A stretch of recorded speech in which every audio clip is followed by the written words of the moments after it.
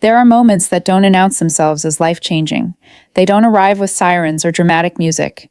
They slip in quietly, disguised as an ordinary question on an ordinary night. Mine came on a Tuesday, the kind of Tuesday that only feels calm if you ignore the chaos baked into childhood. Homework papers spread across the kitchen table, a half-packed lunchbox on the counter, and glitter always glitter, somehow migrating into places it had no business being. My daughter Nadia sat hunched over her spelling worksheet, her tongue sticking out slightly as she concentrated, brows knitted like she was negotiating with the letters themselves. I was rinsing strawberries in the sink, mentally running through tomorrow's schedule. Field trip? Spirit day? I'd stopped trusting my memory when it came to school themes, when I felt her presence beside me. She wasn't crying, that was the first thing I noticed. She stood there holding her kid phone in both hands, fingers tight around the case. Her eyes were wide, not scared exactly, just unsure, like she'd stepped onto thin ice and wasn't sure if it would hold. "Mom," she said. "Yeah, baby?" She swallowed. What does lowly mean? The word hit the air between us and shattered. Not loudly. Quietly, like a plate slipping from your hands and breaking when no one's looking.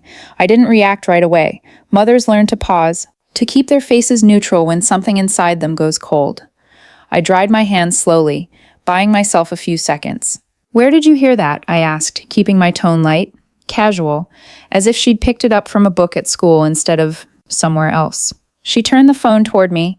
"Caleb sent me this," she said quickly. "He said I wasn't supposed to show you, but I didn't like it, and I didn't understand it." My stomach dropped. Caleb was my sister Nadia's son, 10 years old enough to read, young enough to still believe adults were mostly reasonable. On the screen was a screenshot, not from my messages, not from any chat I recognized. It was the family group chat, the one I hadn't seen in weeks. My eyes went straight to the message in the middle. It was written like an announcement, like a cancellation notice, like someone firing an employee. 60th birthday dinner, Saturday at 6. Everyone is invited except Carmen. And then, as if that weren't enough, all my children brought this family respect, except Carmen. She chose to be a lowly single mother. I no longer see her as my daughter. I stopped breathing. Below it were reactions. My father had responded with a thumbs up. My sister Nadia had reacted with a heart. My brother Leo had typed, agreed. My younger sister Alina hadn't said anything. She just liked the message, like it was a photo of a new couch. Like my erasure was a design choice. No one mentioned my daughter, not once. The kitchen felt suddenly too quiet. The hum of the refrigerator sounded louder than it ever had. I noticed a crumb on the table near Nadia's worksheet. My brain did that strange emergency thing. Everything slowed, sharpened, focused, like it was conserving energy for impact. Nadia watched my face carefully. Kids don't need explanations. They need one look. I forced my voice to stay steady. "Lowly," I said, "is a word some people use when they want to make someone feel small." She frowned. "Why would anyone want to do that?" "Because my mother thought love had prerequisites," I almost said. "Instead," I said, "sometimes grown-ups get weird." Nadia glanced back at the screen. "Grandma wrote that about you." I nodded once. Yeah, she hesitated, then asked the question every child asks in situations like this, the one hiding under all the others. "Did you do something bad?" There it was. That instinct children have to believe cruelty must be deserved. Because the alternative, that adults can be cruel for no reason, is too frightening. I reached for her hand. "No," I said firmly. "I didn't do anything bad, and neither did you." Her eyes shimmered, but she didn't cry. Nadia is stubborn like that. She gets it from me. My mother would call it defiance. I took the phone gently and placed it face down on the table, like it might burn through the wood. Then I tried to open the family chat on my own phone. Nothing. I searched by name, scrolled back, checked archived messages. Nothing. My chest tightened. I hadn't missed an invitation. I'd been removed, erased. "So," Nadia whispered, "we're not invited?" I swallowed hard. "No." She stared at her spelling sheet like it had betrayed her. "But Grandma always has a birthday," she said quietly. That hurt more than the screenshot, because it wasn't about me. It was about my daughter realizing that belonging in our family came with conditions, and she might not meet them either. I took a slow breath. "Go brush your teeth," I said gently, "and pick your lion book. The lion always wins." She hesitated in the doorway. "Are you okay?" "I'm okay," I said, and it wasn't exactly a lie. I was standing, breathing. Still a mom in a kitchen with spelling words and lunchboxes. That counted. When she padded off down the hallway, I stared at the screenshot again. The words didn't soften, didn't blur, didn't magically become less true. Then my phone buzzed. Nadia, my sister. Of course, I answered because I needed one thing before I moved forward. Confirmation. Not for my feelings, for my sanity. Carmen, Nadia said, already sounding irritated, like I'd inconvenienced her by existing. Listen, is it real? I asked. A pause. A sigh. You saw it, so it's real. Mom was upset, she said quickly. You know how she gets. She told the entire family I'm not her daughter anymore. Why are you making this such a big deal? Nadia snapped. My grip tightened around the phone. Because my 8-year-old just asked me what lowly means, I said calmly. Because your son sent her that message. Silence, not shocked silence, not embarrassed silence, recalculating silence. Caleb shouldn't have sent that, Nadia finally said. I closed my eyes. Okay, I said, so you're confirming it's real.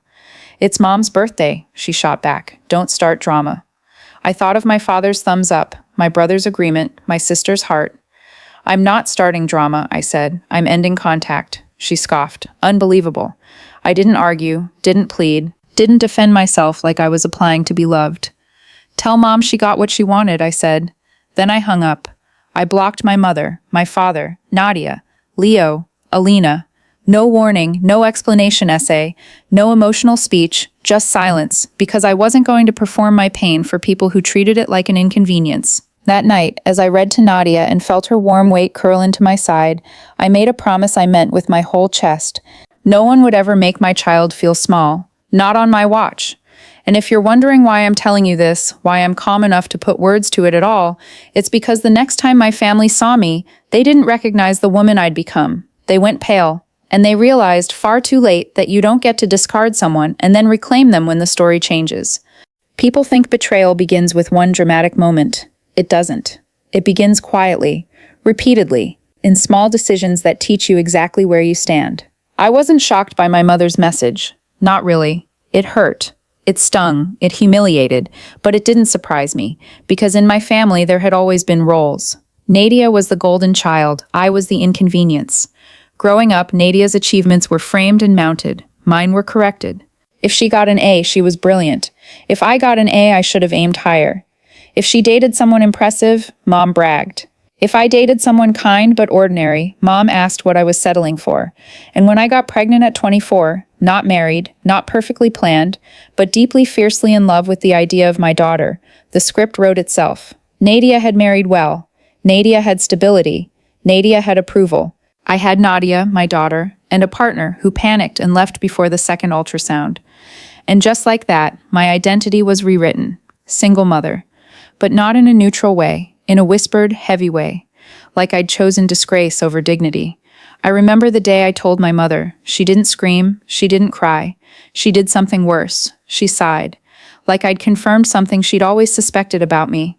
You always needed attention, she said calmly. Now you've guaranteed it. I should have left right then. But hope is stubborn. It convinces you that love will eventually recognize you if you behave well enough. So I stayed.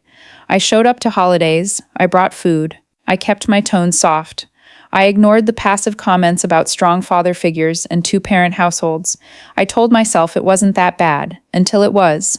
After I blocked them, there was silence. At first it felt terrifying, then peaceful. No more subtle comparisons. No more backhanded compliments. No more pretending I didn't hear the difference in tone when Nadia entered a room versus when I did. I poured that energy into work. I had started freelancing years ago, branding, content strategy, digital campaign consulting. Small clients at first, then better ones, then companies that actually respected my time. When you're a single parent, efficiency becomes religion. While my siblings had family safety nets, I had spreadsheets. And slowly, quietly, I built something stable. Then something strong, then something that didn't need approval.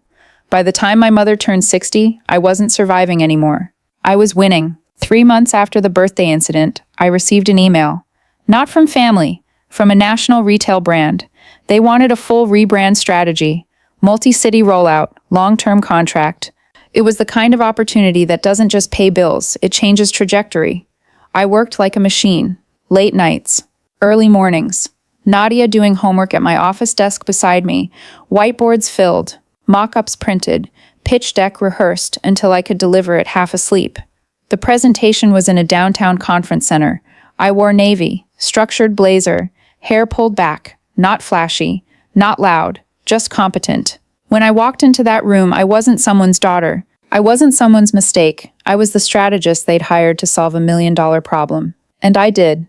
2 weeks later, the contract was signed. 6 figures, retainer, visibility, recognition. It was the first time in my life that success felt clean, not compared, not diminished, not criticized, just earned.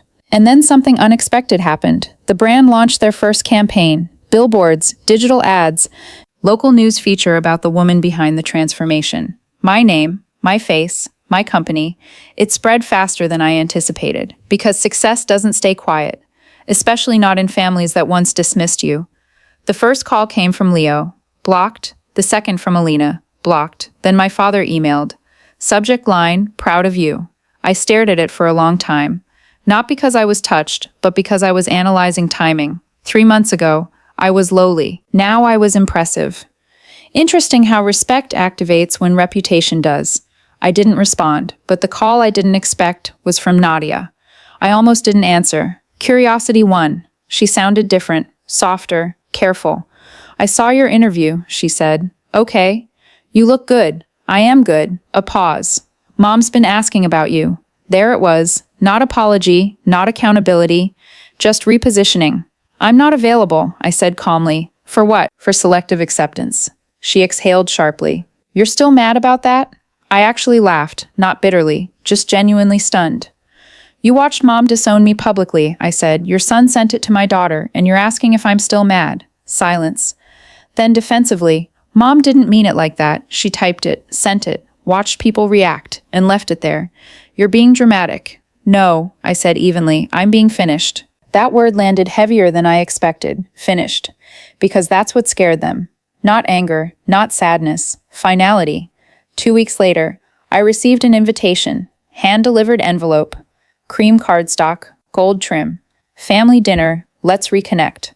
Location, private restaurant room, host, my mother.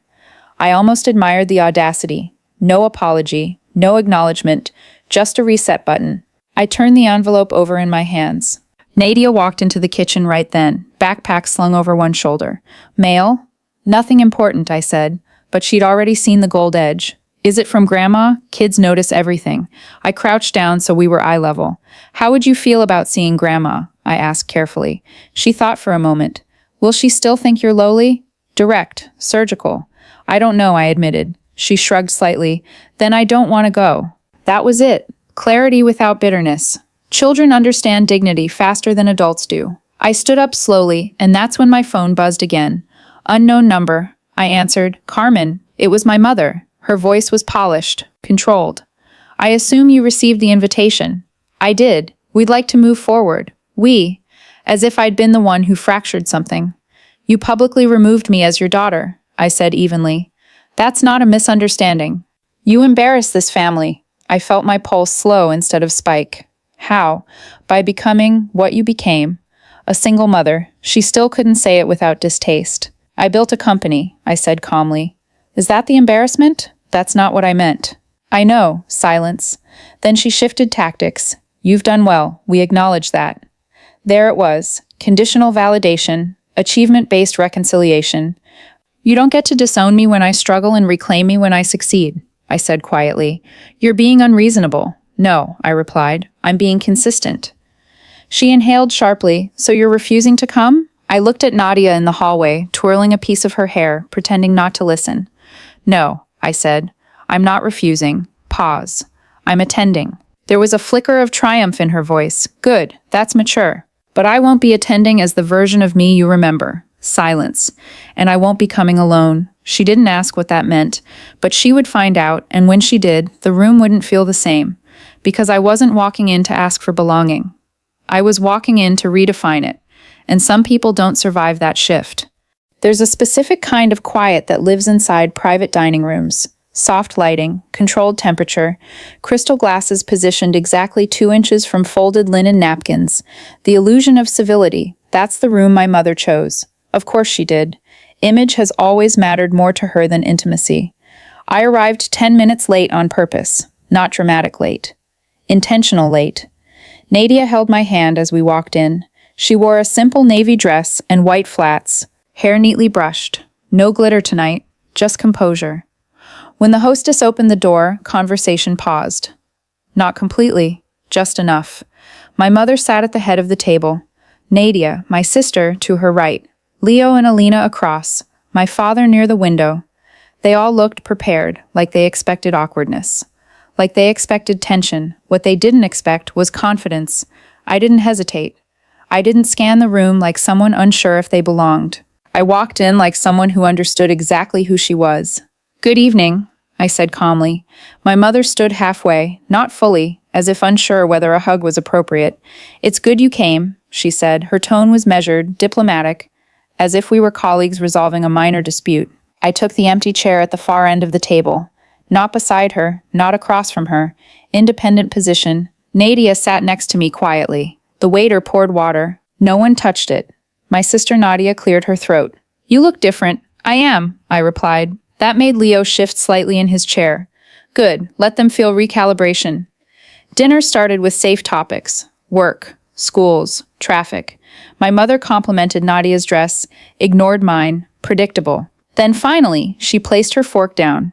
"We're here to move forward," she announced. "Not apologize, move forward."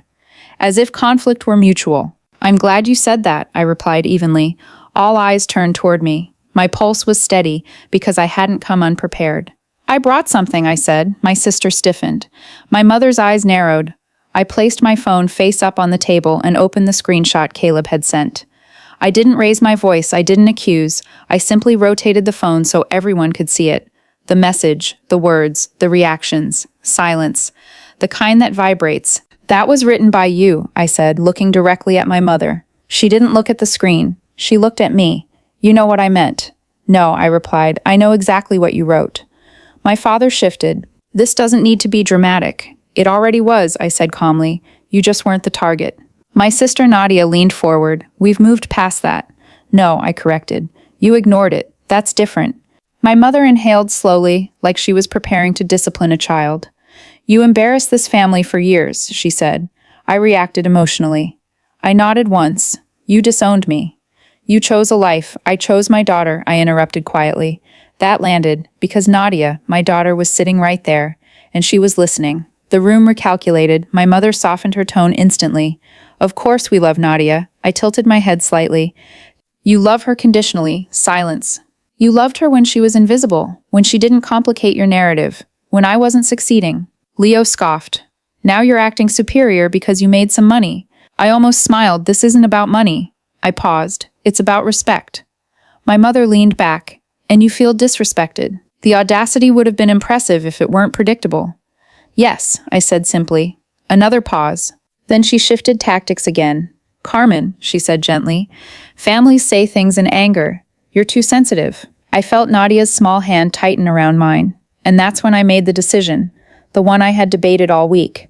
I reached into my bag and pulled out a thin folder. My siblings tensed. "What is this?" my father asked.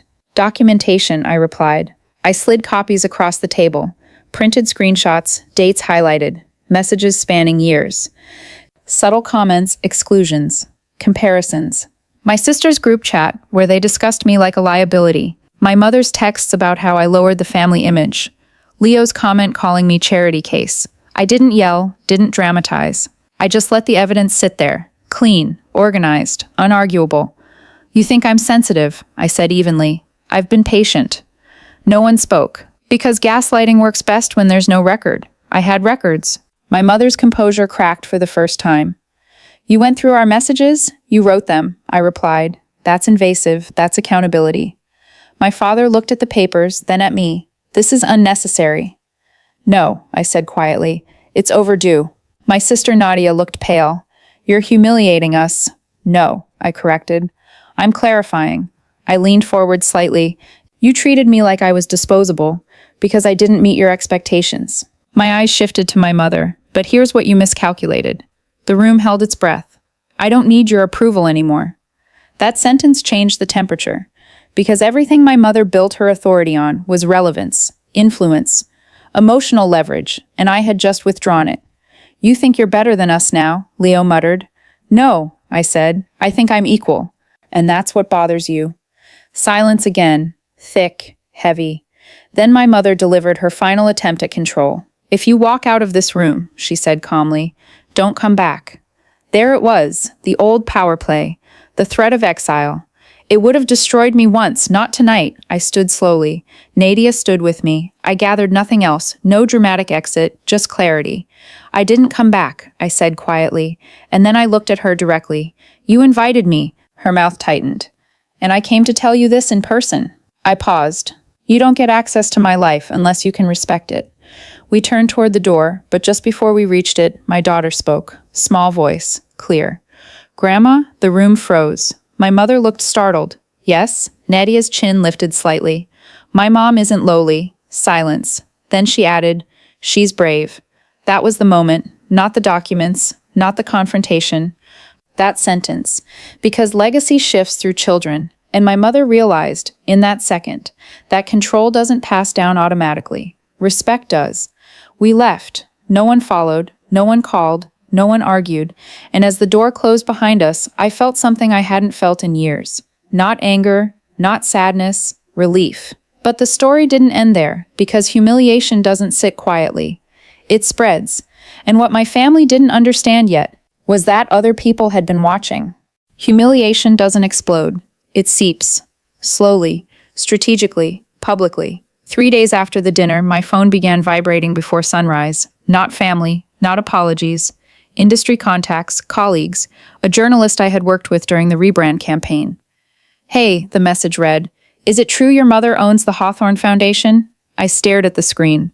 Of course she'd ask that now. The Hawthorne Foundation was my mother's pride, charity galas, scholarships, public speeches about empowering women, supporting single mothers, building community resilience. The irony had always been thick, but I had never weaponized it. I wasn't that kind of person. Apparently the internet was. I opened social media, and there it was. A post from someone who had been at the restaurant that night. A blurry photo of our table. Caption, wild family confrontation at private dining room tonight. Recognized local business strategist Carmen Hale. Sounded intense. Normally, that would have faded. Except someone in the comments connected dots. Isn't Carmen Hale the daughter of Marissa Hale from the Hawthorne Foundation? Another replied, wait, the same foundation that promotes support for single mothers? And then the machine started moving. Someone had found an old screenshot. Not the birthday message, an older one. Years ago, my mother had posted publicly about the importance of upholding family values. In the comments, a friend had joked, even if your daughter doesn't, my mother had replied, some choices disqualify you from certain privileges. At the time, it was vague. Now it wasn't. Context is powerful. By noon, I had 5 missed calls from unknown numbers. By 2 p.m., the Hawthorne Foundation's social media comments were flooded. Is it true she disowned her daughter for being a single mother? Hypocrisy much? You can't advocate for women publicly and degrade them privately. I didn't post anything, not one word, because I didn't need to. Truth, when consistent, doesn't require amplification. It carries itself. That evening, my father showed up at my office, unannounced. He looked older, not physically, energetically. Stress does that. We need to talk, he said. I'm working, I replied. This is serious. I gestured to the chair across from my desk. He sat. For a moment, neither of us spoke. Then he leaned forward. You need to clarify that this is a misunderstanding. I almost admired the predictability. Clarify what? That your mother supports you, that there's no conflict. There is conflict. He rubbed his temples. The board is asking questions. Ah, now we were getting honest. This could damage the foundation. I leaned back. So, his eyes snapped up. So, Carmen, this is your family. I studied him carefully. No, I said quietly. It's your image. Silence. He didn't deny it. Your mother built that organization. With what credibility? I asked. He bristled. You're being vindictive.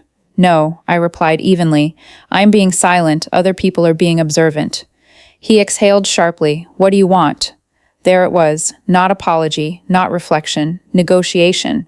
I didn't answer immediately, because I wanted him to sit in that question. What do I want? I repeated slowly. Yes, I wanted a mother who didn't call me lowly. He looked away. I wanted a father who didn't press thumbs up on my exclusion. His jaw tightened, and I wanted siblings who defended me in rooms I wasn't in. The room was quiet, but that ship sailed, I continued calmly. So now, I want distance. You're willing to destroy us? I didn't start this, I said. I finished it. He stood abruptly. You don't understand how reputation works. I met his gaze steadily. I understand exactly how it works, because I build them for a living, and I know how fragile they are when they're not authentic. He left without another word. 2 days later, the Hawthorne Foundation released a statement. Recent online speculation regarding private family matters has been taken out of context. The foundation remains committed to empowering all women. No denial, no direct acknowledgement, damage control. But the board wasn't satisfied. Sponsors began pulling back, not dramatically, strategically. Public institutions fear hypocrisy more than failure, and hypocrisy had fingerprints now. My mother called that night, not from her usual number, private, I answered. Her voice was different, no polish, no control. Are you happy? She asked. Interesting question. About what? Watching everything I built collapse. I chose my words carefully. I didn't expose you. You didn't defend me. There it was, expectation, even after everything. I'm not responsible for maintaining a version of you that harmed me, I said quietly. Silence, then something I'd never heard before. Vulnerability. I was scared, she said. I didn't respond. When you got pregnant, I thought people would judge us. Us. Not you. Us. You thought my life was a liability, I said. I thought it reflected on me. Honest. Finally. And now, I asked. A long pause. Now I realize I was wrong. That sentence didn't fix anything, but it mattered, because it was the first time she had acknowledged error without attaching blame. You can't undo what you said, I replied. I know, and you can't expect access just because you regret it. Another pause. I miss my granddaughter. There it was, the real loss. Not status, not reputation. Relationship. She's not a photo opportunity, I said gently. I know. I let silence stretch between us. Not punishing, processing. If there's ever contact again, I said carefully, it will be slow, structured, with boundaries. She didn't argue. That told me more than any apology could. Months passed. The foundation restructured. My mother stepped down from public leadership. Officially, it was for personal reasons. Unofficially, credibility had thinned. My siblings stopped calling, not out of pride, out of discomfort. Because when a family scapegoat leaves, everyone else has to renegotiate their roles. And not everyone enjoys self-reflection. One evening, Nadia and I were walking home from the park. The sky was soft orange, quiet. Mom, she asked. Yeah? Are we still a family? I smiled. Yes. Even if Grandma isn't around? Yes. She thought for a moment. Then I think we're okay. And that was it. Not dramatic, not cinematic, just true. Because family isn't defined by who excludes you. It's defined by who stands beside you when exclusion happens. I didn't win because my mother's image cracked. I won because I stopped accepting a narrative that diminished me. And the final shift? It wasn't public, it wasn't viral, it was internal. I no longer flinched when someone asked about my parents. I no longer softened my story to protect theirs. I no longer mistook tolerance for love. And the most remarkable part, when you stop chasing validation from the wrong people, the right ones find you without effort.